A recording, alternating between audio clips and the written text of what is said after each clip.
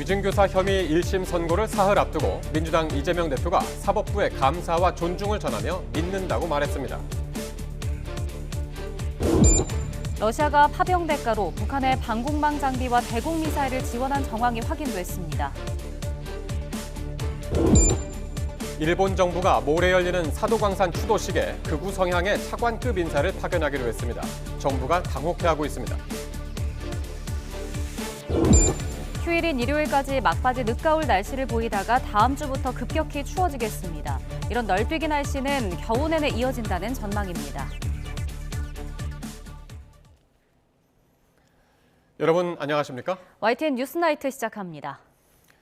더불어민주당 이재명 대표가 대다수 법관과 사법부에 감사와 존중을 전한다며 대한민국 사법부를 믿는다고 말했습니다. 위증교사 혐의 1심 선고를 사흘 앞두고 나온 발언인데 국민의힘은 그 의도가 짐작된다며 의심스럽다는 반응을 나타냈습니다. 홍민기 기자입니다.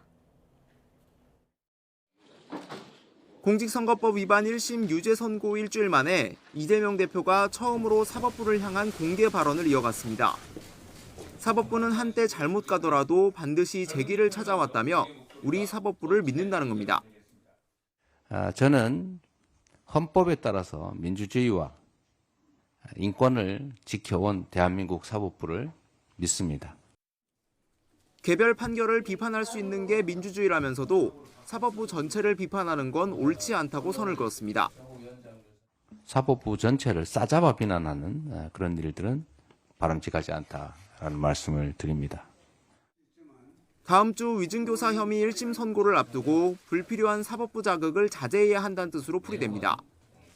선거법 1심 판결 뒤 사법살인, 정치 판결 등 당내에서 수위 높은 비판이 터져나왔던 점을 감안했던 건데 일각에선 이 대표 발언이 또 다른 사법부 압박이 될 수 있다는 우려도 나왔습니다. 국민의힘은 재판부 판단이 얼마 남지 않은 시점에 이 대표 발언의 의도를 짐작할 수 있다며 판결 이후에도 같은 자세를 지켜달라고 꼬집었습니다. 갑자기 이 시점에만 사법부를 존경하는 마음이 샘솟는 것인지 알 수 없고요. 불법 정치자금 혐의로 1심에서 유죄를 선고받은 이 대표 최측근 김용전 민주연구원 부원장과 공범이라며 이 대표 추가 고발도 예고했습니다. 또 민주당이 검찰과 경찰, 감사원에 이어 대통령실 특수활동비를 전액 삭감하려 하는 등 예산안 심사권을 보복수단으로 쓰고 있다고 반발했습니다. 오는 25일 이재명 대표의 위증교사 사건 1심 결과 또한 향후 전국에 분수령이 되리란 전망입니다. YTN 홍민기입니다. 검찰이 공직선거법 위반 혐의로 기소된 더불어민주당 이재명 대표에게 징역형의 집행유예를 선고한 1심 판결에 불복해 항소했습니다. 서울중앙지방검찰청은 오늘 사실오인과 법리오해, 양형부당을 이유로 항소했다고 밝혔습니다. 이 대표도 항소 기한 만료를 하루 앞둔 어제 1심 판결에 불복해 항소장을 냈습니다. 국민의힘의 이른바 당원 게시판 의혹과 관련해서 경찰이 오늘 고발인을 다시 불러 조사했습니다. 수사 결과에 따라 정치권에도 파장이 불가피해 보이는데 경찰이 수사에 속도를 낼 수 있을지 관심입니다. 보도에 신귀혜 기자입니다. 실명 인증을 한 뒤 글을 작성할 수 있는 국민의힘 당원 게시판입니다. 최근 한동훈 대표와 가족들의 이름으로 윤석열 대통령 부부를 비방하는 글이 잇따라 올라왔습니다. 여권 내부가 술렁이는 가운데 수사에 착수한 경찰이 고발인을 다시 불러 조사했습니다. 이번 사건의 핵심은 누가 당시, 즉 당원의 의견을 조작했는가라는 점입니다. 고발인은 한동훈 대표와 부인, 딸과 장인 장모 이름으로 국민의힘 게시판에 글을 올린 실제 작성자를 모두 수사해달라고 요청했습니다. 지난 3월부터 최근까지 이들 5명 명의로 작성된 글은 900건이 넘는다고도 주장했습니다. 정치권에서 관련 논란이 이어지는 가운데 경찰은 이번 고발인 조사를 마치고 본격적으로 실제 작성자를 찾을 것으로 보입니다. 경찰은 일단 국민의힘 사무처에 서버 자료 보존을 요청했습니다. 향후 수사는 한동훈 대표와 가족이 글을 작성했는지 아니면 명의를 도용한 제3자가 쓴 것인지 따져보는 데 집중될 것으로 보입니다. 일단 한동훈 대표는 위법이 있다면 진실이 드러날 것이라면서도 진위 여부에 대해서는 말을 아끼고 있습니다. 기본적으로 당원 신분에 대한 얘기잖아요. 그럼 예를 들어서 누구 하나하나 나올 때마다 다 얘기해 줘야 되나요? 제가 아까 말씀드린 거 가름할게요. 수사 결과에 따라 정치권 파장이 만만치 않을 것으로 예상되는 가운데 경찰이 여당 대표와 관련된 게시판 논란의 실체를 규명할 수 있을지 관심입니다. YTN 신기혜입니다. 러시아가 파병 대가로 북한의 방공망 장비와 대공미사일을 지원한 정황을 정부가 확인했습니다. 주로 평양 방어에 활용될 것으로 보입니다. 박희재 기자입니다. 북한의 파병과 장사정포 지원 대가로 러시아가 북한에 준 무기 체계는 항공기나 미사일을 요격하거나 탐지하는 방어용 무기로 확인됐습니다. 신원식 국가안보실장은 한 방송에서 러시아가 북한에 방공망 장비와 대공미사일을 지원한 사실을 파악했다고 밝혔습니다. 공격 무기 개발에 집중해온 북한이 러시아의 지원으로 평양을 중심으로 취약한 방공망을 보강하고 있는 것으로 보입니다. 러시아가 지원한 방공 무기 체계로 유력하게 거론되는 건 S-300 지대공 미사일입니다. 사드와 같이 일종의 포대 체계로 운용되는데 탐지 레이더까지 함께 지원됐을 거라는 게 전문가들의 분석입니다. S-300과 같은 방공 체계를 지원하게 되면 레이더 기능까지 같이 통합해서 패키지로 지원하게 되면 전투기는 아니더라도 전투기에 준하는 그런 효과가 유발이 되기 때문에 우선적으로 방공 체계를 좀 갖다 주는 효과가 있고요. 신원식 안보실장은 이어 북한이 최근 러시아에 없는 장사정포를 지원하면서 최대 4,000명 정도의 운용병력을 추가로 보낼 가능성도 있다고 밝혔습니다. 러시아의 정찰위성 기술 지원에 대해서는 지난해부터 지원 의사를 밝혔고 다른 여러 군사기술이 북한에 들어가고 있다고 덧붙였습니다. 이렇게 북러 간 주고받기식 군사협력이 다방면에 걸쳐 이루어지고 있는 사실이 확인된 가운데 신원식 안보실장은 우리의 가치 공유국과의 연대 등을 포괄적으로 고려해 정부의 단계별 대응을 결정해 나가겠다고 강조했습니다. YTN 박희재입니다. 조 바이든 미국 대통령이 우크라이나에 장거리 미사일 사용을 허용하기로 결단한 계기는 북한군 파병이었다고 로이터 통신이 익명의 취재원을 인용해 보도했습니다. 볼로디미르 젤렌스키 우크라이나 대통령은 미국이 제공한 에이테크스 미사일의 사용 제한 조건을 풀어 러시아 본토를 타격할 수 있도록 해달라고 몇 달 전부터 요청해왔습니다. 바이든은 이런 요청을 계속 거부했으나 러시아 쿠르스크 지역에 북한군을 배치한 러시아의 조치에 대응이 필요해짐에 따라 고집을 꺾었다고 로이터가 전했습니다. 대통령실이 오늘 경제성장 둔화 해소를 위해서 추경을 배제하지 않는다는 입장을 밝혔는데요. 하지만 기획재정부가 곧바로 이를 부인하는 공식 입장을 내놨습니다. 보도에 오인석 기자입니다. 이달 초 윤석열 대통령을 대신해 내년 예산안 시정 연설에 나선 한덕수 총리는 지난 2년 반 동안 시장 경제와 건전재정 기조를 정착시키는데 역량을 집중했다고 말했습니다. 정부는 흔들림 없는 건전재정 기조 아래 효율적인 재정 운영을 치열하게 고민하여 내년도 예산안을 마련했습니다. 올해 30조 원에 이르는 세수 펑크에 정부는 국채 발행이 아닌 외평기금과 주택도시기금 등을 동원해 결손을 메우겠다고 발표했습니다. 국가 채무를 늘리는 적자 국채 발행을 억제해 미래 세대의 부담을 최소화하겠다는 취지입니다. 하지만 내년도 예산안 국회 심의가 현재 진행 중인 상황에서 대통령실은 추가 경정 예산 편성 카드를 꺼내들었습니다. 대통령실 고위 관계자는 추경을 포함한 재정의 적극적인 역할을 배제하지 않으나 내년 초 추경으로 시기가 정해진 바 없다고 말했습니다. 최근 국제통화기금 IMF는 한국 경제의 하방 리스크가 커졌다며 내년 우리 경제 성장률 전망치를 한 달 만에 2.2%에서 2%로 0.2%포인트 낮췄습니다. 한국개발연구원 KDI도 내수 회복이 예상보다 더 지연되고 있다며 올해 성장률 전망치를 2.2%로 0.3%포인트 끌어내렸고 내년 성장률 전망도 2%로 0.1%포인트 낮췄습니다. 내수 부진과 경제 성장률 둔화에 대통령실이 적극적인 재정 카드를 검토하고 있는 것으로 분석됩니다. 하지만 재정당국인 기획재정부는 곧바로 공식 보도자료를 내고 내년 추경 예산 편성을 검토하고 있지 않다고 반박했습니다.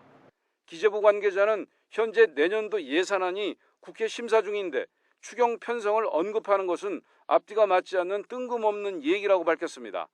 예산안이 확정돼도 경기 상황이 추경 편성 요건인 국가재정법에 부합하는지 현재로선 알 수 없다고 덧붙였습니다. 내수 부진이 길어지고 트럼프 2기 행정부 출범으로 내년엔 수출 둔화 가능성도 나오는 만큼 적극적인 정부 지출로 재정 정책을 전환해야 한다는 목소리도 나오고 있습니다. 내수 침체로 가장 타격을 받는 계층이 이제 저소득층, 취약계층이기 때문에 취약계층의 일자리를 만들어주고 또 취약계층을 도와주는 그런 재정 지출이 필요하다 이렇게 볼 수 있습니다. 반면 IMF는 고령화 등 장기적인 지출 압력에 대응하기 위한 적극적인 건전재정 기조가 필요하다고 권고했고 KDI도 내년도 예산안이 현 상황에서 적절한 정책 기조로 판단된다고 밝혔습니다. YTN 오인석입니다.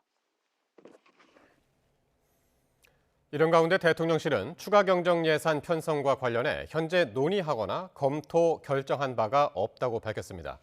대통령실 핵심 관계자는 오늘 기자들과 만나 이렇게 밝히고 대통령실 고위 관계자가 추경을 포함한 재정에 적극적인 역할을 배제하지 않는다고 한 데 대해서는 필요할 경우 재정의 역할을 해야 한다는 일반론적 언급이었다고 설명했습니다. 금융투자소득세 폐지 문제를 두고 가까스로 합의점을 찾았던 여야가 이번에는 가상자산 과세 문제와 상법 개정을 두고 평행선을 달리고 있습니다. 김다연 기자의 보도입니다. 이재명 대표가 민주당이 당론으로 추진하겠다던 상법 개정을 두고 공개 토론을 제안했습니다. 삼성과 SK, 현대차, LG 등 국내 대기업 사장단이 법 개정 반대 긴급 성명을 낸 지 하루 만입니다. 경영계와 일반 투자자의 생각이 다른 만큼 양측의 생각을 두루 들어보고 당의 입장을 확실히 정해보겠다는 겁니다. 소액 투자자들을 보호해야 된다는 점에 반대할 사람은 없습니다. 다만 그 방법을 두고 어떤 길로 가야 될지에 이론이 있을 뿐입니다. 현행 상법상 이사는 회사를 위해 직무를 충실하게 수행해야 한다고 규정돼 있는데 개정안은 회사뿐만 아니라 주주에게도 충실 의무를 다하도록 하자는 게 핵심입니다.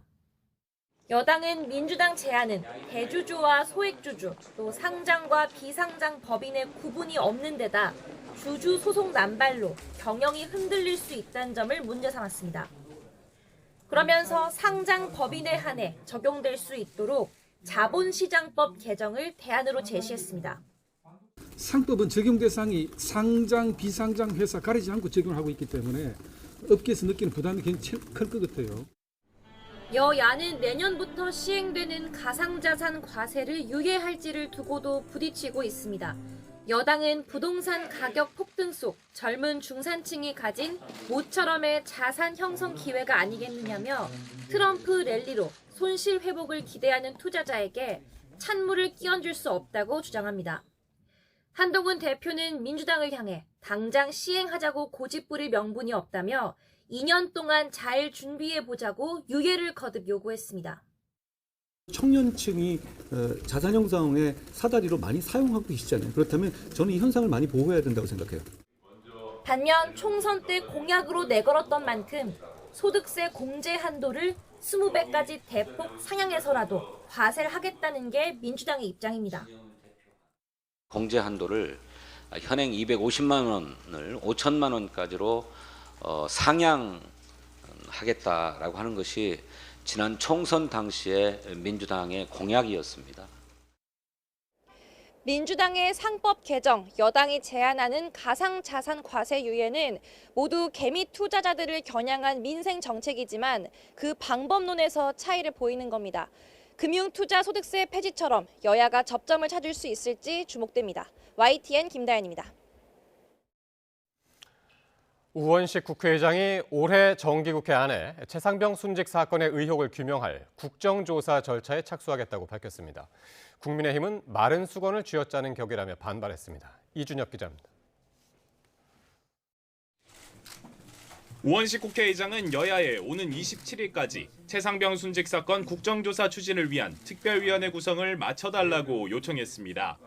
여야 합의엔 이르지 못했지만 합의의 목적인 국민의 요구와 동의는 이미 확인됐다며 요청 사유를 설명했습니다.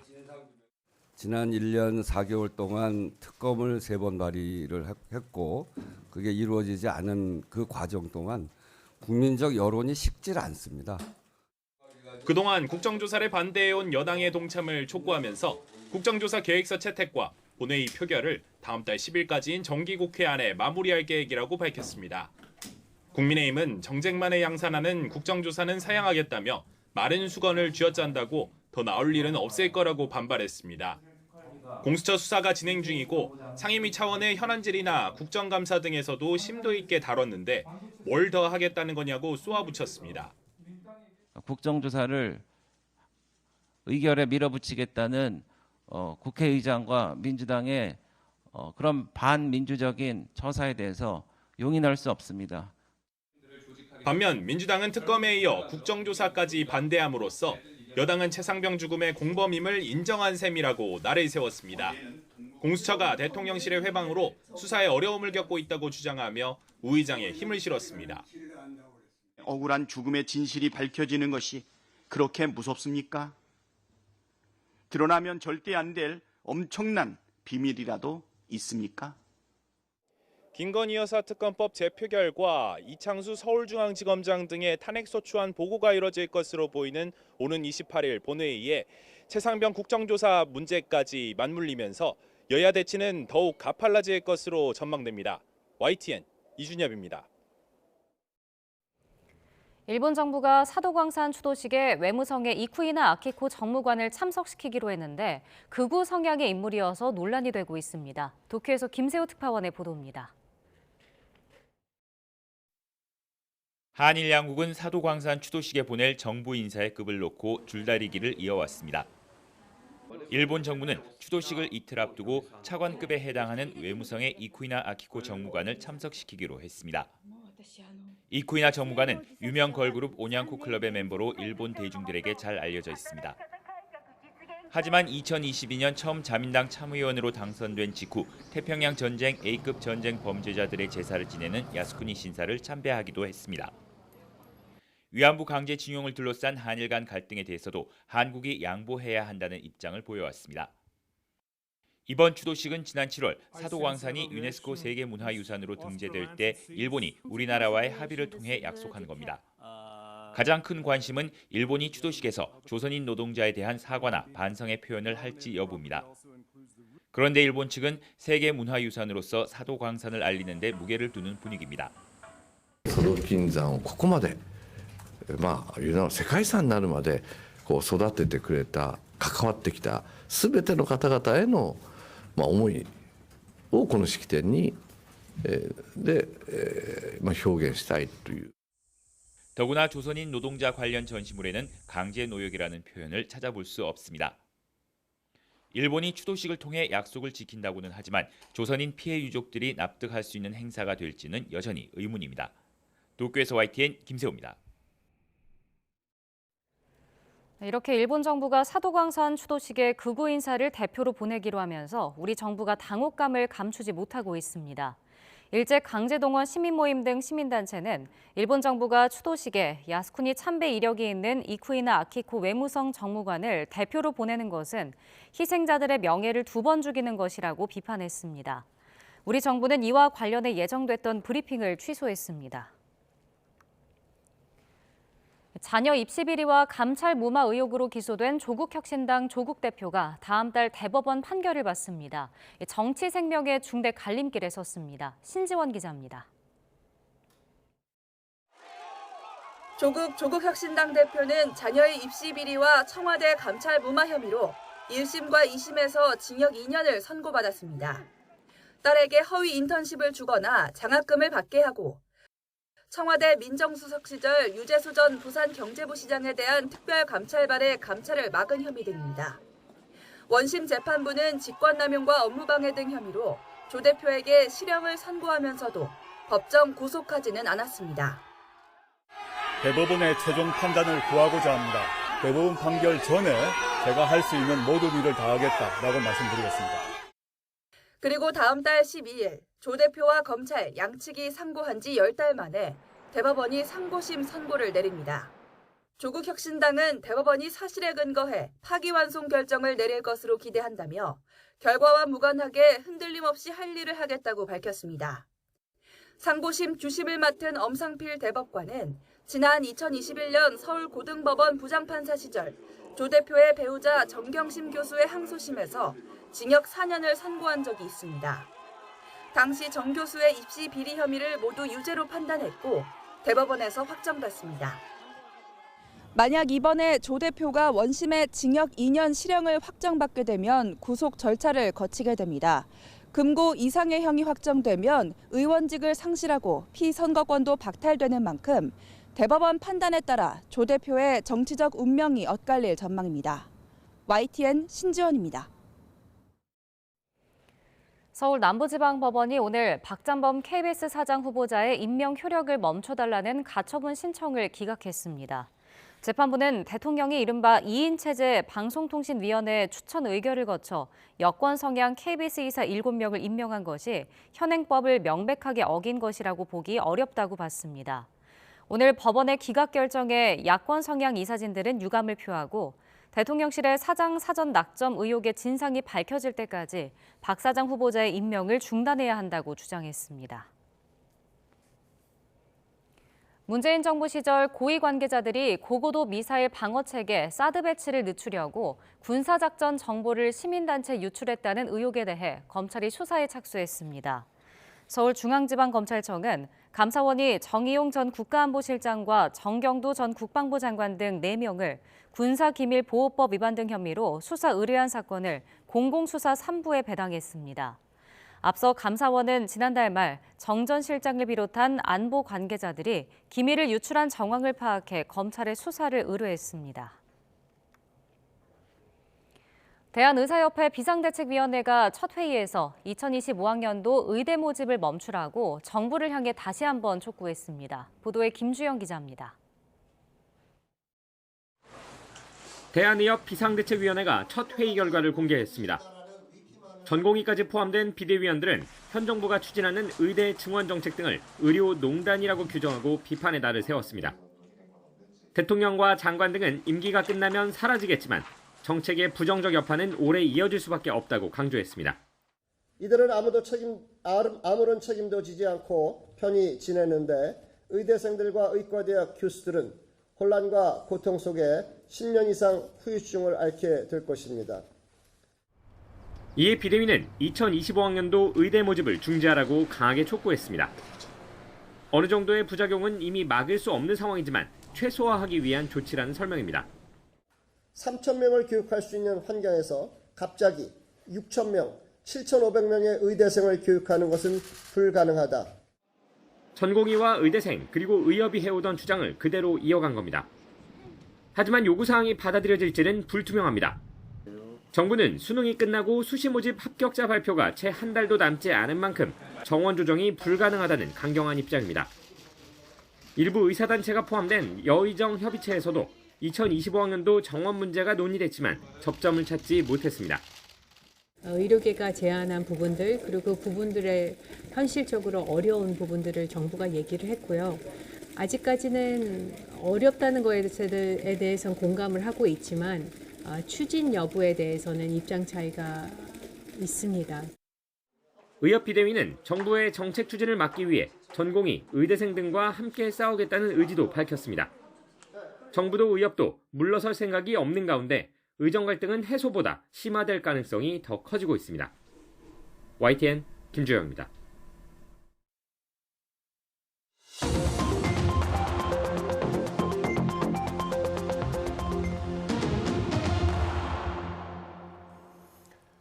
정치권 관심 뉴스 짚어보는 포커스 나이트 시간입니다. 오늘은 송영훈 국민의힘 대변인, 성치훈 민주당 정책위 부의장 나오셨습니다. 안녕하십니까? 네, 이재명 대표의 위증교사 사건 1심 선고가 사흘 앞으로 다가왔습니다. 이런 가운데 오늘 이 대표가 사법부를 향한 메시지를 내놨는데요. 직접 듣고 오겠습니다. 한때 잘못 가더라도 반드시 제 길을 찾아왔고 이런 사법부의 독립성과 양심 또 정의에 대한 추구가 이 나라의 민주주의를 지금까지 이끌어왔다라고 확신합니다. 2년 동안 제가 저 법정에 끌려다녔지만 잠깐의 우여곡절을 거쳐서 결국 사필 규정해서 제자리를 찾아준 것도 대한민국의 사법부였습니다.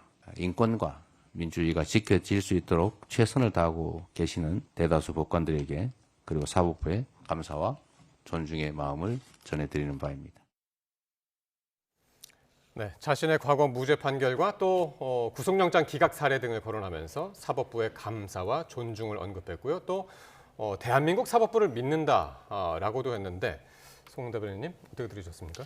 어떤 형사재판을 받고 있는 피고인이요. 여러 개의 사건이 있다면 그중에서 어느 것이 가장 본인에게 위협적인가 가장 잘 알고 있는 것은 피고인 본인입니다.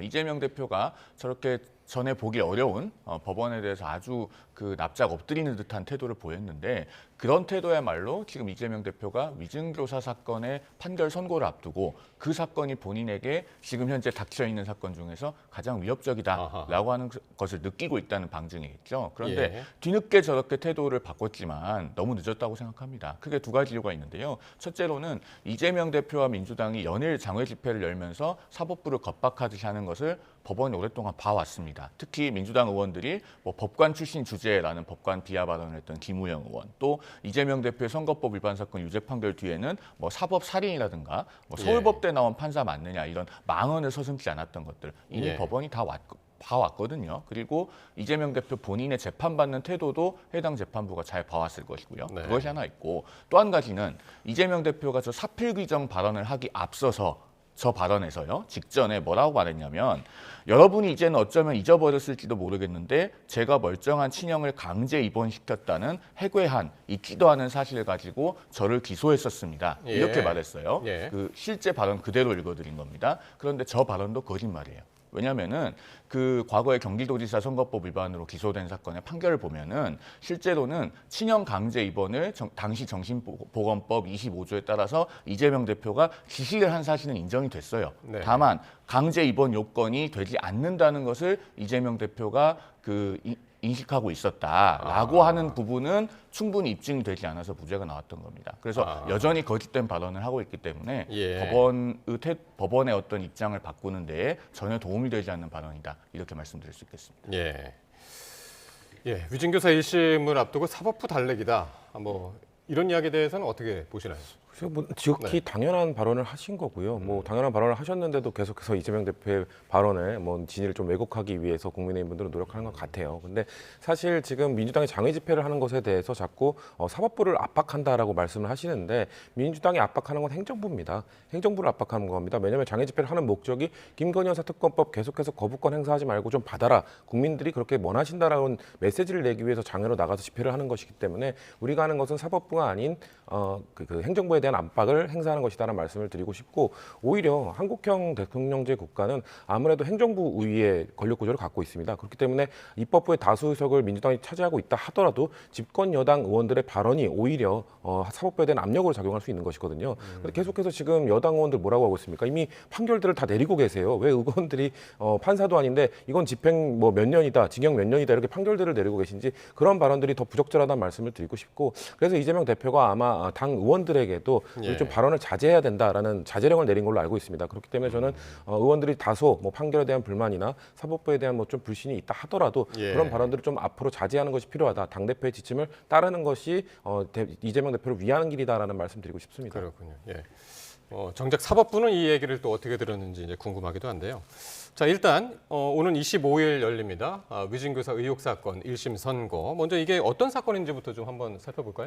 이 위증교사 의혹 사건은요. 2018년에 이재명 대표가 경기도지사 선거 과정에서 그 TV 토론회에서 했던 발언으로부터 비롯된 것이죠. 2002년에 있었던 이재명 대표의 그 검사 사칭 사건과 관련해서 이제 누명을 썼다는 취지로 발언을 했는데 그것과 관련해서 이제 허위사실 공표죄로 기소가 되니까 이재명 대표가 당시 검사 사칭 사건의 상대방이었던 고 김병량 성남시장 그분의 수행비서였던 김진성 씨에게 이제 일정한 내용의 증언을 요구를 했는데 그것이 지금 위증이라는 혐의로, 그래서 위증 교사 혐의로 지금 재판을 받고 있는 겁니다. 그런데 예. 그 이재명 대표와 그 김진성 씨 간에 2018년 12월에 있었던 통화를 비롯해서 4건의 통화 녹음 파일이 이미 인터넷상에 다 공개가 돼 있죠. 많은 네. 시청자들께서 들어보셨을 건데 그 내용을 보면은 김진성 씨가 당시 일에 대해서 오래돼서 잘 기억이 나지 않는다고도 예. 하고 또 본인은 그 김병량 시장의 재선을 도전하는 그 캠프에 먼저 나와 있었기 때문에 그 검사 사칭 통화가 있었을 때 상황에 대해서 잘 알지 못한다는 취지로도 말을 합니다. 그런데 예. 이재명 대표는 그런 이야기를 들었다고 해주면 되지 뭐라고 하면서 예. 그 검사 사칭 사건 당시에 KBS와 고 김병량 성남시장 간에 본인을 주범으로 몰기로 하는 어떤 협의가 있었다. 그런 내용의 증언을 요구를 했던 것입니다. 그것에 관해서 이제 다음 주 월요일에 판결이 있게 되는 것이죠. 예, 지금 뭐 화면으로도 표로도 그래픽으로도 이제 보셨습니다만 이재명 대표는 김진성 씨한테 있는 대로 얘기해달라 그랬고 또 기억을 되살려달라 이렇게 얘기한 것이 뭐가 문제냐라고 이제 그렇게 이야기를 하고 있는데요. 그렇습니다. 민주당 네. 입장은 저 통화가 30분 정도 됩니다. 근데 30분의 통화에서 12번 정도 이야기를 합니다. 내가 뭐 거짓말 해달라는 것도 아니고 있는 그대로 얘기해달라. 그러니까 한 2분에 한 번 꼴로 계속해서 그 얘기를 한 것이거든요. 그러니까 이재명 대표 본인이 법조인이고 아마도 저 시기 또 분명히 본인의 통화가 웬만하면 다 녹취가 된다는 것, 녹음이 된다는 걸 인지하고 있었을 겁니다. 그렇기 때문에 그런 것들을 다 가정하고 다 상황들을 예상하고 본인이 이런 거 혹시나 혐의가 생길 수 있으니 조심하면서 저는 통화를 한 거라고 보고 있거든요. 그렇기 때문에 그것을 재판부가 어떻게 봐주실지는 25일 판결을 좀 봐야 될 것 같습니다. 그렇군요. 일단은 뭐 검찰이 양형 기준상 이제 최고형이죠. 징역 3년을 구형했었고 또 지난해 구속영장 기각했던 법원에서는 위증교사 혐의는 소명된 것으로 보인다. 이렇게 이야기를 해서 어떨까요? 작년에 법원이 했던 이야기, 이번에 재판에도 영향이 있겠습니까?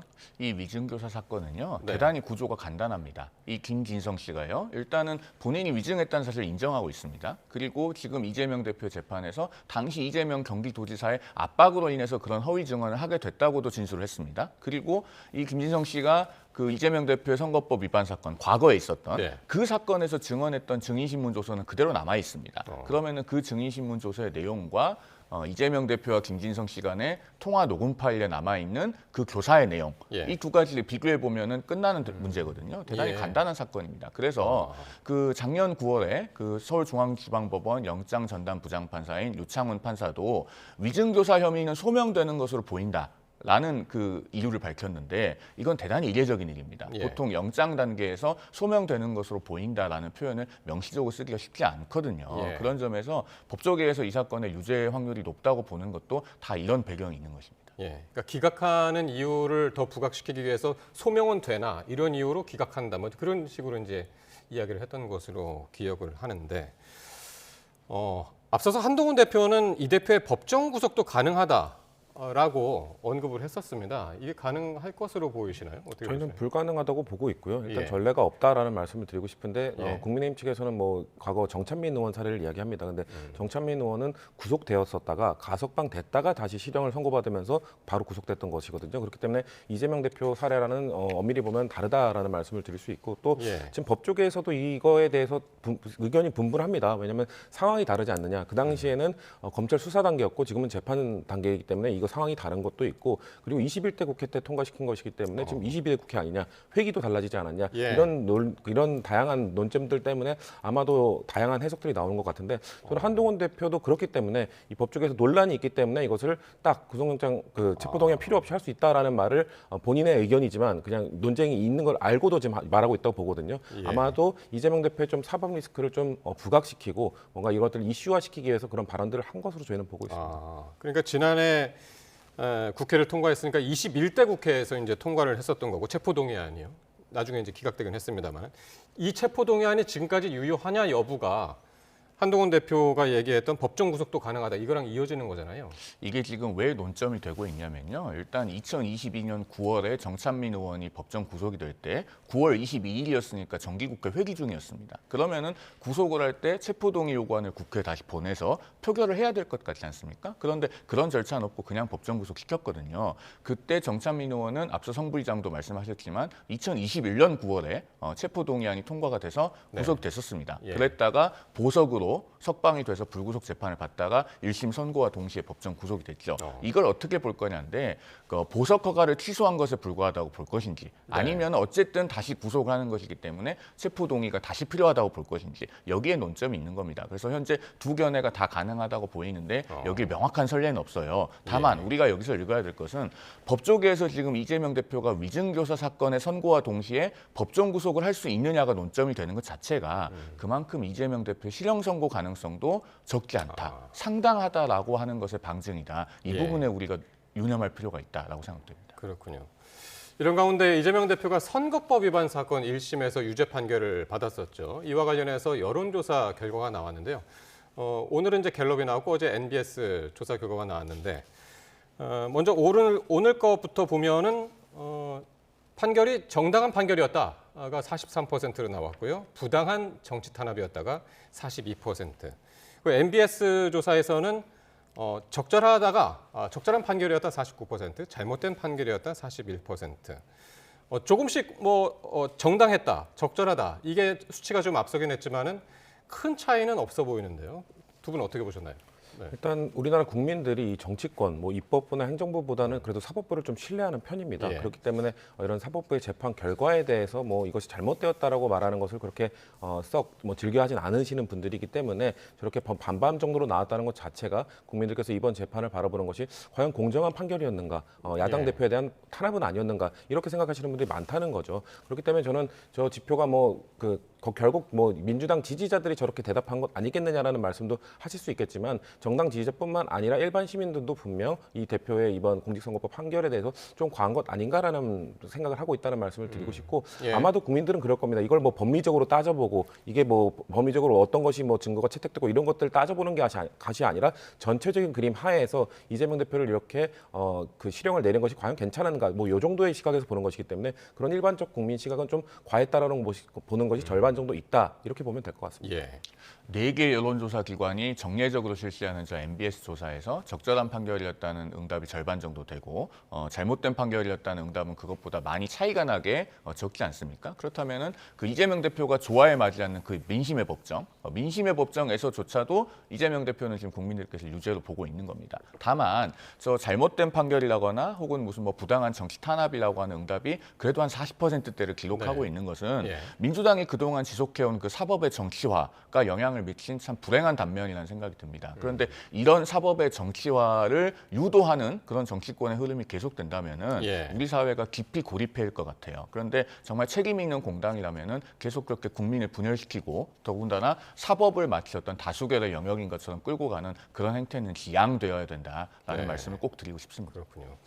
그런데 이번에 그 위증교사 사건, 이 재판에 관심이 쏠리는 거는 차기 대선에 또 영향을 줄 것인가 그런 예상 때문인데 이번에는 금고 이상이 나오냐 안 나오냐 이게 관건이지 않습니까? 그렇습니다. 이게 100만 원 이상의 판결이 나오고 실형을 살게 되면은 사실상 이 피선거권이 박탈되는 것이죠. 그러니까 이재명 대표가 차기 대통령 선거에 나올 수 없게 되는 것입니다. 그렇기 때문에 지금 나와 있는 재판 결과들이 물론 다 대법원까지 확정됐을 때만 그렇게 되는 겁니다. 1심에서 100만 원 이상, 1심에서 실형 이렇게 나왔다고 해서 바로 선거를 나갈 수 없는 것이 아니라 대법원까지 확정이 되었을 때 이재명 대표의 이 정치적 문제가 생명이 걸린 문제이기 때문에 그만큼 그래서 과연 유죄가 나더라도 얼마가 나오느냐, 실형이 나오느냐, 벌금형이 나오느냐 이런 것들이 귀추가 주목되는 이유는 거기에 있습니다. 성 부의장께 계속 여쭤봐야 될 것 같은데 서른 전 민주당 의원 이런 얘기를 했습니다. 피선거권 박탈형이 나올 경우는 대표직을 내려놔야 한다. 이 의견은 어떻게 들으셨습니까? 일단 서른 전 의원은 민주당을 탈당하신 분이죠. 그래서 지금 다른 당에 가 계신 분입니다. 그런 분을 비명계에서 이런 목소리가 나왔다라고 평가하는 건 좀 부적절하다고 보고요. 그러니까 우리 당의 운영에 대해서 왜 당을 버리고 나가신 분이 저런 발언을 하시는지 저는 좀 부적절해 보인다라는 말씀을 거듭 드리고 싶고 저런 서른 전 의원 이외에 혹시나 다른 비명계 의원들이나 비명계 인사들이 그런 발언을 한다 한들 당의 당 대표의 지위나 이런 것들은 흔들림은 없을 거라고 봐요. 왜냐면은 그것을 결정할 수 있는 것은 비명계 의원들의 발언, 비명계 의원들의 움직임 이런 것들이 아니라 결국 당심 그리고 국민들의 마음 이런 것들이거든요. 그렇기 때문에 재판 결과 나온 이후에 국민들이 이재명 대표에 대한 지지를 이어갈 것인가 아닐 것인가 그 지표를 보면서 판단하면 되는 것이지 벌써부터 뭔가 사퇴를 해야 된다 아니다 이런 거를 판결을 내릴 수 있는 거는 저는 국민에게밖에 없다라는 말씀드리고 싶습니다. 그 서른 전 의원이요. 민주당을 탈당하셨지만 그래도 민주당을 사랑하는 마음이 매우 깊은 것 같습니다. 왜냐하면은 지금 이재명 대표는 이미 선거법 위반 사건에서 피선거권을 10년간 제한받을 수 있는 형을 선고받지 않았습니까? 그리고 요즘 법원 실무의 추세는 2심에 가서 1심의 형을 함부로 잘 바꾸지 않는 것이 확고한 경향입니다. 그러면은 자 633 원칙을 그 확고하게 지킨다고 보면은 이재명 대표와 민주당이 앞으로 함께 할 수 있는 시간은 길어야 6개월입니다. 그 6개월이 지난 뒤에 이재명 대표와 결별하면서 큰 혼란을 겪는 것보다는 지금부터 민주당이 이재명 대표와 이별하면서 새로운 길을 찾아 나가는 것이 사실 민주당의 미래에 도움이 되거든요. 그런 점에서 서른 전 의원의 고언을 민주당에서 고깝게 들을 것이 아니라 오랫동안 민주당과 함께 하신 분이 그래도 애정어린 충고를 해주고 있는 것이다. 그렇게 좀 경청했으면 좋겠습니다. 그렇군요. 그만큼 지금 25일 위중교사 1심 판결에 이제 관심이 많이 쏠리고 있는데요.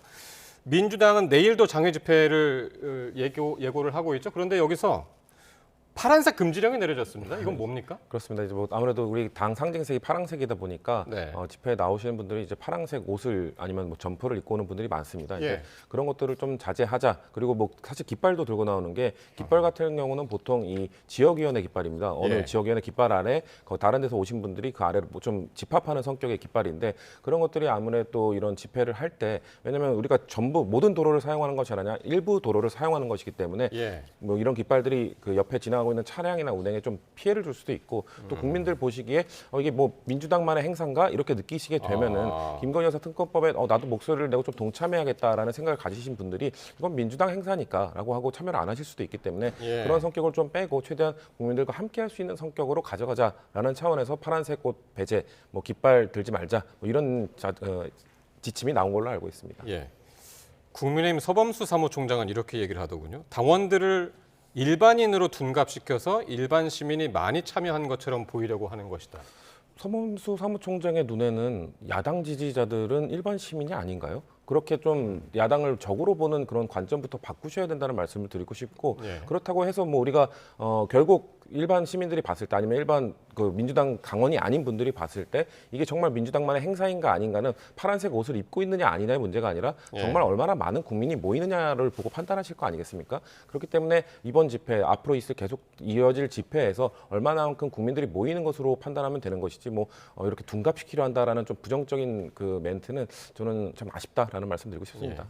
파란 옷 금지령. 당 깃발 금지령 어떻게 보셨습니까? 이건 제가 좀 한 말씀 드려야 될 것 같은데요. 조금 전에 영상에서도 보셨지만 저 장외 집회에서 푸른색이 한눈에 많이 띄지 않습니까? 사실은 우리가 저 집회에 17,000명 정도가 모이면 민주당 국회의원 170명이 1인당 100명 정도 함께 오면은 17,000명이 됩니다. 25,000명이 모이면요. 170명이 1인당 150명 정도 함께 오면은 25,000명이 돼요. 즉 저기 모인 분들의 대다수는 민주당원이거나 민주당 관계자입니다. 일반 시민의 자발적인 결합은 거의 없는 거예요. 그런 게 한눈에 보이다 보니까 지금 민주당에서는 그러면은 파란색 옷을 입지 말라라고 해서 국민들에게 거짓으로 눈속임을 시도하고 있는 겁니다. 그런데요, 지금 이 집회 상황이 어떤 겁니까? 이재명 대표는 지난 15일에요. 거짓을 말한 것 때문에 유죄를 선고받았습니다. 그 거짓을 말해서 유죄를 선고받은 것을 좀 덮기 위해서 그 다음날 장외 집회를 했는데 저렇게 푸른 옷을 입은 사람들 위주로 모였습니다. 그리고 다음 주 월요일에는 어떤 것 때문에 선고를 받습니까? 다른 사람에게 거짓말을 하라고 시킨 것 때문에 지금 판결을 받아요. 그런 상황에서 또 거짓으로 눈속임을 해서 일반 국민의 자발적인 결합인 것처럼 보이게 한다. 그렇다면 이 모든 것은 거짓의 연속입니다. 이런 거짓의 사슬을 이제는 민주당이 좀 끊어낼 때도 됐다라는 말씀을 드립니다. 알겠습니다. 내일 집회 색깔을 한번 또 눈여겨봐야 될 것 같고요. 자, 조국 대표 얘기를 잠깐 해야 될 것 같은데요. 상고심 선고가 다음 달 12일로 예정이 됐습니다. 자녀 입시 비리 그리고 청와대의 감찰 무마 등의 혐의로 기소돼서 1, 2심에서 모두 징역 2년이 선고가 됐는데 요거는 먼저 송 대변인님, 뭐 변호사시니까요. 여기서 대법원에서 판결 내용이 바뀔 가능성이 있을까요? 객관적으로는 매우 희박하죠. 왜냐하면 이것은 저희가 뭐 다른 당의 대표라서 이렇게 말씀드리는 것이 아니라요. 2024년 사법연감에 보면요. 2023년에 대법원에서 형사재판을 한 것에 관한 통계가 있습니다. 2023년에 그 1년 내내요. 대법원에서 파기환송한 형사사건이 그 해에 접수된 사건 중에 281건밖에 안 됩니다. 그런데 그중에서도요. 피고인과 검사가 상고했거나 또는 피고인만 상고한 사건 중에 파기된 사건은 217건밖에 안 되고요. 그다음에 그 2심에서 집행유예가 없는 실형이 선고가 됐는데 파기된 사건은 138건밖에 안 돼요. 그러니까 지금 조국 대표는 2심에서까지 징역 2년을 선고받아서 오지 않았습니까? 그런 사건이 대법원에서 파기환송되는 건수 자체가 객관적으로 현저히 낮습니다. 그런 통계만 보더라도 12월 12일에 그대로 형이 확정될 그 상고 기각이 될 가능성이 매우 높다 이렇게 보여지죠. 그렇군요. 역시 뭐 금고 이상의 형이 확정되면은 5년간 피선거권이 박탈되는 정치적으로 뭐 굉장히 큰 타격을 입을 수밖에 없는 상황인데요. 맞습니다. 지금 야권의 차기 대선 후보 그 지지율에서 보통 이재명 대표가 압도적 1위로 나오지만 그 다음은 이제 조국 대표가 나오는 조사가 많거든요. 그렇기 때문에 야권 입장에서는 야권 2위 후보를 잃게 되는 부분이 또 있는 것이고 또 조국혁신당에서 조국 대표가 갖고 있는 상징성이 있잖아요. 단순히 12명의 의원 중 1명일 뿐이다라고 볼 것이 아니라 상당히 높은 존재감과 상징성을 갖고 계신 분이기 때문에 조국혁신당을 앞으로 운영함에 있어서도 과연 어떻게 할 것인가 이런 큰 존재를 잃고 당을 운영하는 것이 아마 어려운 부분이 많을 것이다라는 예측들을 하고 있는 것 같습니다. 그렇군요. 자, 마지막 주제입니다. 한동훈 대표가 당원 게시판 논란과 관련해서 입장을 내놨는데 논란은 좀처럼 수그러들지 않는 분위기입니다. 관련 발언들 먼저 듣고 오겠습니다. 당에서 법적 조치를 예고한 바 있기 때문에 위법이 있다면 당연히 철저하게 수사되고 진실이 드러날 겁니다. 그런데 저는 이재명 대표 선고 그리고 민생 사안들 많은 굉장히 중요한 시기에 제가 껌껌이 대응하지 않는 이유는 그렇게 돼서 다른 이슈들을 덮거나 그런 거 적절하지 않다라는 당대표로서의 판단이다. 명의를 도용해서 여론을 조작한 부분이잖아요. 여론을 만들어가는 내용들이 있어요. 그 짧은 순간에 뭐 1분 상관으로 그 명의만 나오는 글들이 이슈가 있을 때마다 그렇게 몰려서 그게 나오고 한 게 있단 말이에요. 이게 지금 왜 문제냐? 이게 점점 더 번지는 상황이란 말이에요. 그래서 말씀드리는 거예요. 자중질환에 빠지면 안 되기 때문에 당대표께서 여기에 빨리 리더십을 발휘해서 이 문제 해결해야만 되는 거예요. 자, 지금 들으신 것처럼 친윤계는 여전히 당무 감사를 요구하고 있고요. 특히 장해찬 전 최고위원은 한 대표의 정치 생명까지 언급을 하고 있는데 당원 게시판 논란이 사그러들지 않고 있네요. 저는 이런 당원 게시판 문제가요. 지금 여당에서 가장 중요한 문제처럼 비춰지는 것을 국민들께서 어떻게 생각하실지 좀 깊이 생각해 볼 필요가 있다고 봅니다. 정치는 우선순위의 기술 아닙니까? 사실 정당이나 사람이나 시간과 자원이 다 한정되어 있습니다. 모든 정당이 정강 정책을 보면 좋은 말이 다 써 있지만 실제로 예산과 시간과 이런 것들을 어떤 것에 우선해서 쓰느냐가 그 정체성 아니겠습니까? 지금 그 여권에 시급하게 해결해야 될 현안들이 굉장히 많습니다. 그 일각에서는 이 문제가 마치 여당에서 가장 중요한 문제인 것처럼 다뤄지고 있는데 사실 정치 고관여층이 아니라 하루하루 그 바쁜 일상을 살아가고 있는 일반 국민들께서는요 여기에 그렇게 깊은 관심을 보이지 않고 계시고 사실은 이게 우선순위가 있는 것처럼 보이는 것에 대해서 의아하게 생각하실 거예요. 예를 들면 자 지금 거대 야당은 이재명 대표의 거짓을 덮으려고 계속 장외투쟁을 하고 뭐 사법부를 압박하고 심지어는 이제 유죄를 선고받으니까 아예 법을 뜯어 고치려고까지 하고 있습니다. 이런 것에 관해서 거짓을 있는 그대로 드러내고 국민들께 알리는 일이 중요하지 않습니까? 또 그 이전에 집권 여당이기 때문에 민생과 경제에 관해서 해결해야 될 과제들, 또 집중해야 될 그 사안들이 굉장히 많습니다. 그런 것들을 모두 다 뒤에 두고 있는 것처럼 보이는 것이 과연 국민들께서 어떻게 보실 것인가? 이걸 생각해 보면은 사실은 당원 게시판 문제에 이렇게 몰두하고 있는 듯한 그런 상황이 저는 개인적으로는 좀 이해하기가 어렵습니다. 그래서 한동훈 대표도 건건히 이렇게 대응하지 않는 게 다른 이슈들을 덮어버릴 우려 때문이다. 이제 이렇게 얘기를 했는데 어쨌든 그 당무 감사를 떠나서 경찰이 지금 당원 게시판 서버 보존을 이제 신청했고 조만간 뭐 강제 수사로 이어지지 않느냐 이런 예상들도 나오던데요. 그렇게 될 가능성이 높은 상황인데 저는 송 대변인 말씀에 100번 동의합니다. 지금 집권 여당이 이러고 있을 때입니까? 당원 게시판 문제 갖고 싸우고 있을 때입니까? 근데 그렇다면은 한동훈 대표께서 이거 국지 경찰 수사까지 가지 않더라도 당무 감사하지 않더라도 5분이면 해결할 수 있거든요. 본인의 의혹받고 있는 가족들에게 전화해서 글 썼냐고 물어보면 됩니다. 그리고 만약에 혹시 개인정보 동의해달라 이거 우리 그것만 확인해 보겠다. 한동훈 대표 본인의 것은 확인해봤지만 가족 가족들은 개인정보 보호를 해야 되기 때문에 안 된다고 하지 않았습니까? 한 5분이면 확인할 수 있는 것을 질질 끄면서 안 하고 있는 것, 이게 문제가 되고 있는 것이고요. 사실 그냥 적당히 뭐 만약에 사실이었다 하더라도 그냥 드러내고 가족들이 그렇게 했던 것 같습니다. 과했습니다 하고 사과하고 넘어갈 수도 있었던 문제인데 너무 시간을 끌면서 골든타임은 이미 지나가 버렸다. 그리고 장예찬 전 최고위원 이거를 너무 열심히 분석하고 계신데 지금 문제가 국민의힘 당원 게시판뿐만 아니라 비슷한 내용의 글이 어떤 때는 거의 토시 한 글자 다르지 않는 글들이 인터넷 커뮤니티에도 올라왔다는 거잖아요. 그런 차원에서 봤을 때는 이것은 단순히 단계 문제가 아니라 여론 조작의 문제까지도 갈 수 있기 때문에 이것은 이제 자체적으로 해결하기에는 너무 골든타임이 이미 지났다라는 말씀 드리고 싶네요. 예, 알겠습니다. 두 분 말씀 오늘 여기까지 듣도록 하겠습니다. 송영훈 국민의힘 대변인 그리고 성치훈 민주당 정책위 부의장이었습니다. 두 분 고맙습니다.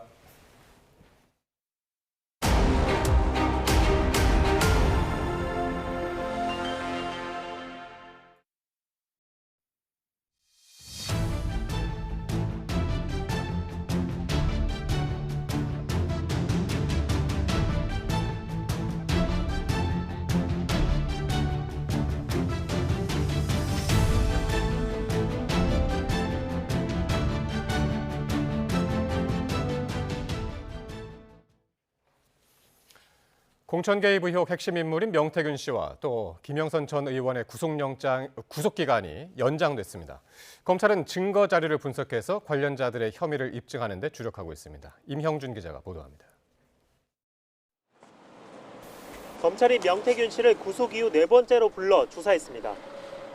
특히 김영선 전 의원 사무실에서 공용으로 쓰던 컴퓨터에서 확보한 자료를 확인하기 위해서입니다.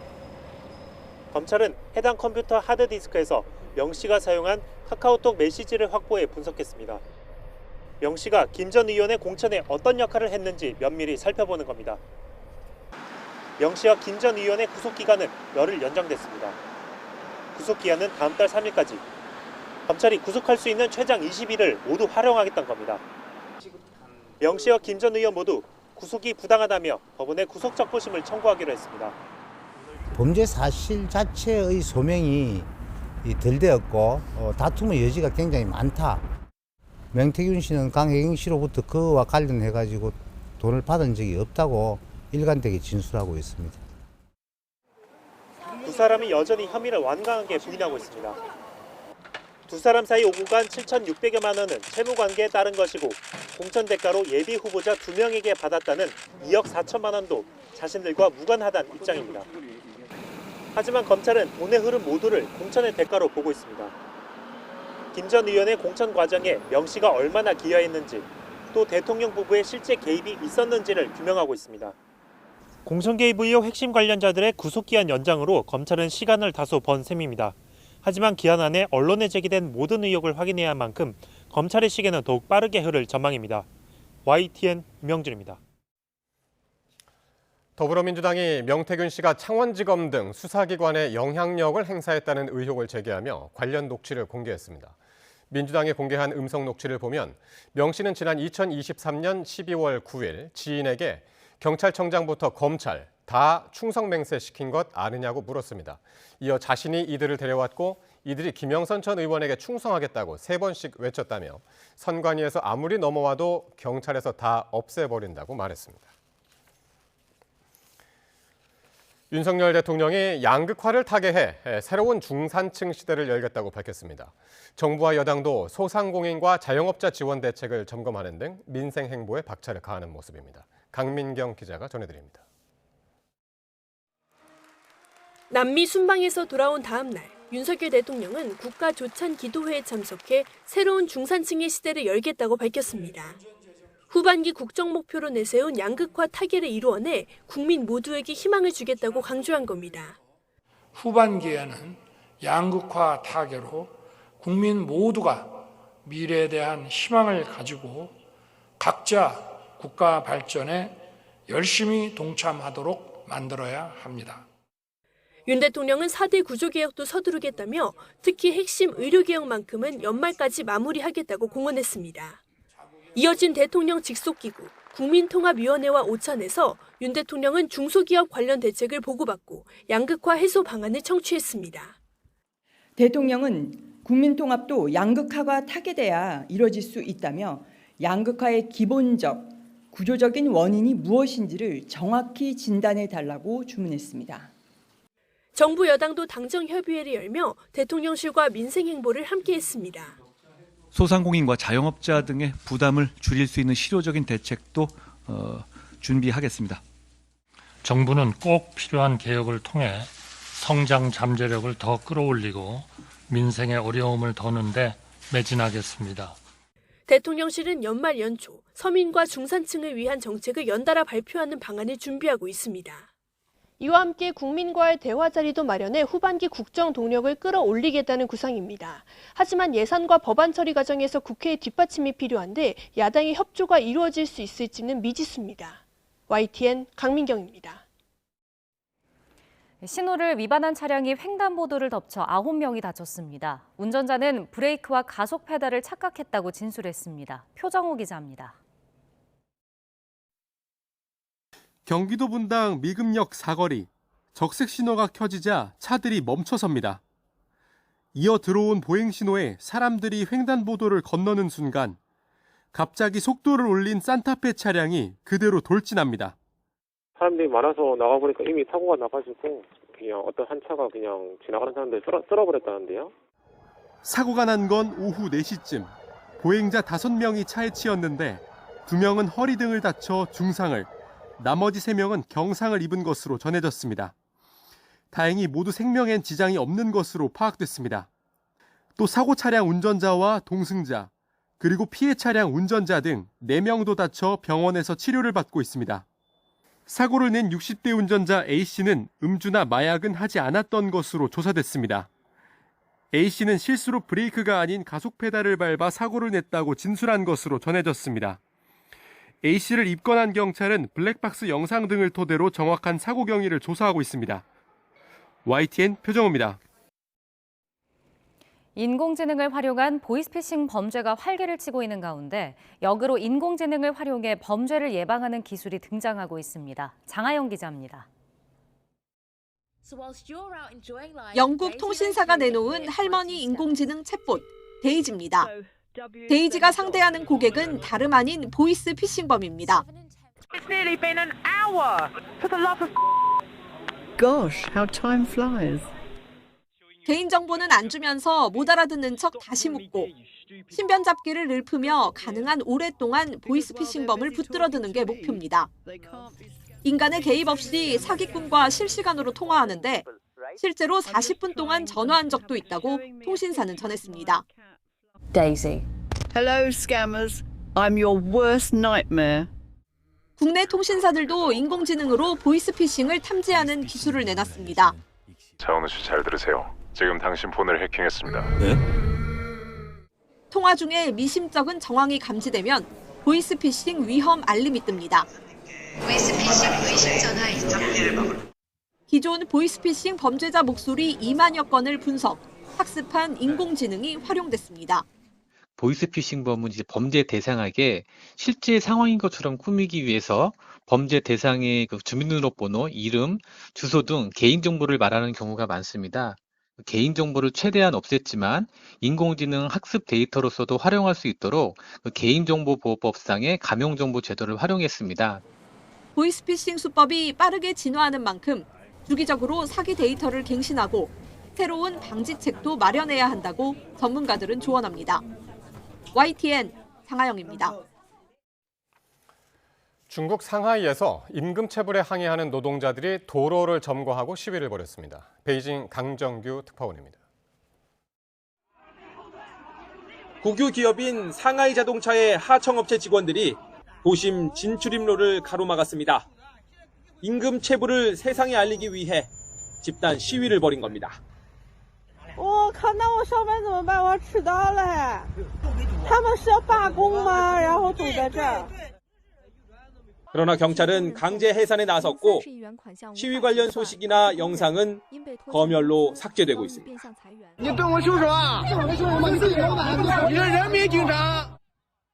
연말을 앞두고 중국 각지에서 밀린 월급을 달라는 파업과 시위가 본물 터지듯 쏟아지고 있습니다.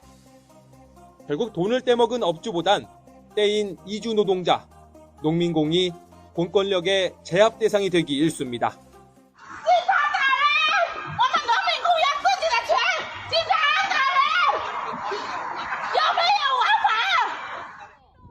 3천만 원 남짓, 밀린 품삯을 받으려고 남편 대신 바지자락을 붙잡고 빌어보기도 합니다.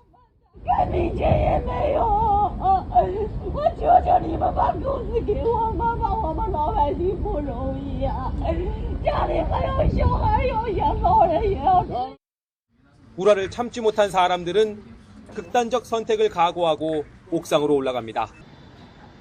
최근 25명의 사상자를 낸 직업학교 칼부림처럼 비극으로 이어지는 경우도 속출하고 있습니다. 경영 악화로 월급을 못 주고 그것이 소비 절벽이란 부메랑으로 돌아오는 경제적 악순환도 반복됩니다. 중국 당국은 경기 활성화와 사회 안정을 위해 체불임금 해결을 서두르겠다고 밝혔지만 매년 요식행위에 그친다는 지적도 나옵니다. 베이징에서 YTN 강정규입니다. 검찰이 친인척 등에게 부당대출을 한 혐의를 받는 손태승 전 우리금융지주 회장에 대해 구속영장을 청구했습니다. 윤태인 기자의 보도입니다. 검찰이 손태승 전 우리금융지주 회장에 대해 구속영장을 청구했습니다. 400억 원 넘는 부당대출에 관여해 우리은행에 손해를 끼친 혐의입니다. 앞서 금융감독원은 우리은행이 지난 2020년 4월부터 올해 1월까지 손 전 회장 친인척 관련 법인 등에 350억 원가량을 부당대출한 점을 포착하고 검찰에 수사 의뢰했습니다. 이후 석 달 가까운 수사 끝에 검찰은 80억 원 규모의 추가 불법 대출이 있다고 보고 이를 구속영장 청구서에 적시했습니다. 검찰 관계자는 손 전 회장이 거액의 부당대출에 관여해 사안이 중대한 건 물론 피의자로 전환된 우리은행 전현직 관계자들과 입을 맞추는 등 증거인멸 우려가 있다고 판단했다고 설명했습니다. 검찰은 우리은행 현 경영진이 부당대출 과정을 알고도 금융당국에 즉시 보고하지 않은 것으로 보고 최근 조병규 우리은행장을 피의자 신분으로 전환했습니다. 다만 손 전 회장은 앞서 이틀에 걸쳐 이뤄진 검찰 소환 조사에서 관련 혐의를 대부분 부인한 것으로 전해졌습니다. 부당대출 핵심 관계자로 꼽히는 손 전 회장의 처남 김모 씨와 전직 우리은행 본부장은 지난 9월과 지난달 잇따라 구속돼 재판에 넘겨졌습니다. YTN 윤태인입니다. 동덕여자대학교가 남녀공학 전환 논의를 잠정 중단한 가운데 학생 측은 관련 계획이 완전히 철회될 때까지 본관을 점거하겠다고 밝혔습니다. 동덕여대 총학생회는 오늘 입장문을 통해 학교가 학생들의 의견을 실질적으로 수렴할 방안을 만들 때까지 점거를 해제하지 않겠다고 전했습니다. 경기 고양시 킨텍스 게임 행사장에 폭탄을 설치했다는 글이 인터넷에 올라와 관람객이 대피하는 소동이 벌어졌습니다. 일산 서부경찰서는 오늘 오후 5시쯤 인터넷 커뮤니티 DC 인사이드에 킨텍스에 폭탄 5개를 설치했다는 글이 올라와 수색에 나섰다고 밝혔습니다. 경찰은 약 2,000명의 관람객을 대피시켰는데 저녁 7시 50분쯤 수색을 마친 결과 특이 사항은 없었다고 설명했습니다.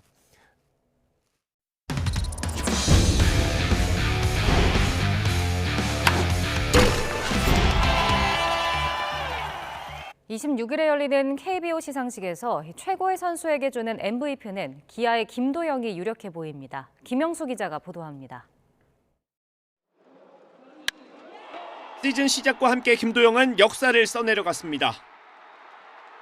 월간 10홈런 10도루, 프로야구에 없는 기록이었습니다. 올 시즌 홈런 몇 개 정도 예상하세요?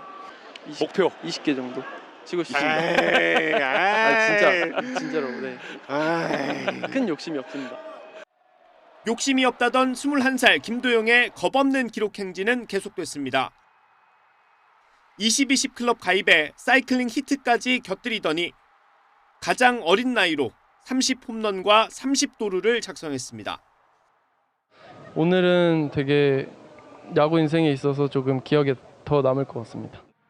홈런 38개, 도루 40개로 정규리그를 마친 김도영은 득점과 장타율에서도 1위에 올랐습니다. 특히 143득점은 프로야구 역대 최다 기록입니다. 경이로운 기록에 통합 우승까지 더해 김도영은 시즌 내내 MVP 후보에 거론됐고 은퇴선수협의회 최고의 선수상으로 트로피 수집에 시동을 걸었습니다. 오는 26일 공개될 KBO 시상식에선 몰표 여부에 관심이 쏠립니다. 힘차게 지난 1982년 평균 자책점 1.84로 압도적인 성적을 올렸던 박철순이 처음이자 마지막 만장일치 MVP였습니다. 나 땜시 살겠지? 기아 팀 동료 네일과 삼성 에이스 원태인 등이 후보에 올라있지만 대세에 영향을 주기 어렵다는 분위기입니다. 함께 발표되는 신인상에는 3승 2패 19세이브로 마무리 역할을 톡톡히 해낸 두산 김태견이 유력한 것으로 점쳐집니다. YTN 김영수입니다. 프로야구 최고령 홀드왕 노경은이 계약 기간 최대 3년, 연봉 13억 원과 옵션 9억 원 등 총액 25억 원의 SSG와 재계약했습니다. 2003년 두산에서 프로 생활을 시작한 노경은은 지난 2021년 롯데에서 방출된 뒤 입단 테스트를 거쳐 SSG 유니폼을 입었습니다. 2022년 선발과 중간을 오가며 SSG 통합 우승에 공헌한 노경은은 불펜 승리조로 자리 잡았고 만 40살인 올해 39홀드를 기록하며 KBO 역대 최고령 홀드왕에 올랐습니다. 최근 선수 폭행으로 논란이 된 프로농구 고양 스노의 김승기 감독이 스스로 자리에서 물러났습니다. 손호 구단은 보도자료를 통해 김승기 감독이 라커룸에서의 행동으로 농구 팬들에게 심려를 끼쳐 죄송하다면서 분위기 쇄신을 위해 자진 사퇴하겠다는 뜻을 전해왔다고 밝혔습니다. 손호는 후임 감독을 물색하고 있고 빠른 시일 내 선임할 계획이라고 설명했습니다. 여자 프로농구 삼성생명이 하나은행을 누르고 4연승을 달리며 공동 3위로 올라섰습니다. 삼성생명은 여자 프로농구 정규리그 원정 경기에서 하나은행에 60대 53으로 승리했습니다. 키아나 스미스가 양팀 통틀어 가장 많은 16점을 책임지며 승리를 이끌었고 9점을 넣고 리바운드 8개를 잡은 배혜윤의 활약도 빛났습니다. 프로배구 KB손해보험이 안방에서 삼성화재를 제물 삼아 올 시즌 첫 연승을 따냈습니다. KB손해보험은 V리그 남자부 홈경기에서 각각 26점과 16점을 올린 비에나와 황경민의 활약을 앞세워 삼성화재를 3대1로 물리쳤습니다. 여자부 경기에선 페퍼저축은행이 풀세트 접전 끝에 한국도로공사를 누르고 7연패 뒤 첫 승을 거뒀습니다.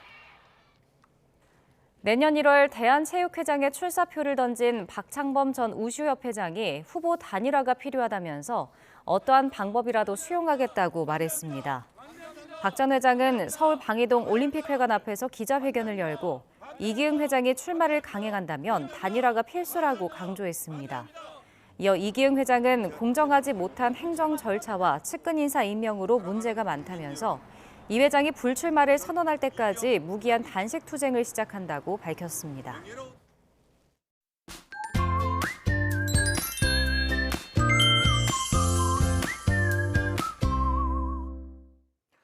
주말인 내일은 오늘보다 아침 공기가 더 차가워지겠습니다. 서울 아침 기온이 2도, 대관령 영하 6도, 대전 영하 1도, 안동 영하 1도까지 떨어지는 등 오늘보다 1도에서 많게는 6도가량 낮아지겠고 바람이 더해지며 체감 추위는 이보다 조금 더 강하겠습니다. 이른 시간 외출하시는 분들은 옷차림 따뜻하게 해주시기 바랍니다. 반면 낮에는 서울 기온이 13도, 대전 13도, 광주 13도, 부산 16도까지 오르는 등 오늘과 비슷하거나 조금 높은 수준의 쌀쌀한 늦가을 날씨를 보이겠습니다. 하늘은 대체로 맑겠습니다. 다만 밤사이 기온이 내려가면서 내륙 곳곳에 서리가 내리거나 물이 얼겠고 동해안에는 너울성 파도가 높게 일겠습니다. 또 경북 동해안에는 강풍이 부는 가운데 오후에 5mm 안팎의 비도 조금 내리겠습니다.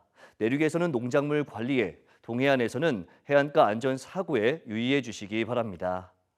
휴일인 모레도 대체로 맑겠지만 다음 주에는 비가 자주 내리겠고 주 중반쯤 날이 추워지면서 서울 등 내륙에도 첫눈이 내릴 가능성이 있겠습니다. 날씨 정보였습니다. YTN 뉴스나이트 금요일 순서 모두 마칩니다. 저희는 다음 주 월요일 밤 9시 40분에 다시 찾아뵙겠습니다. 시청해주신 여러분 고맙습니다.